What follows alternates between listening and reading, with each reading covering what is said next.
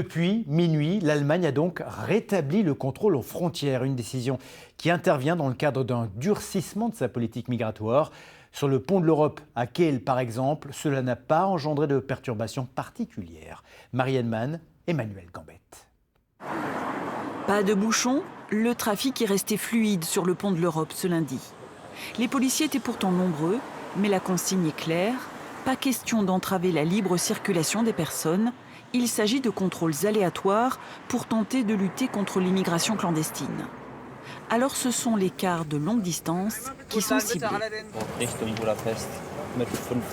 Du nord au sud de l'Alsace, 100 km de frontières sont concernés.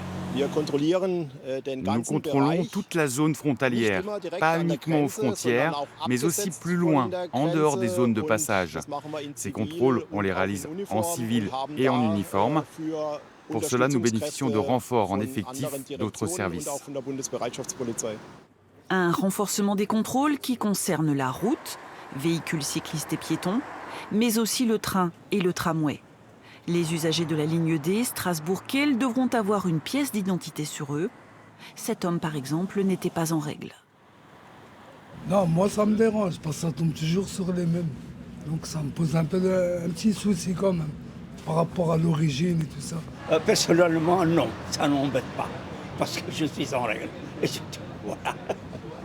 De nouvelles habitudes à adopter dans un espace où la notion de frontière ne signifiait plus grand-chose.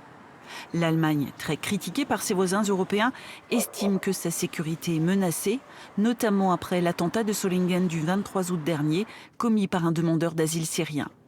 Le code Schengen l'autorise à rétablir ses contrôles, mais pour une période limitée à 6 mois.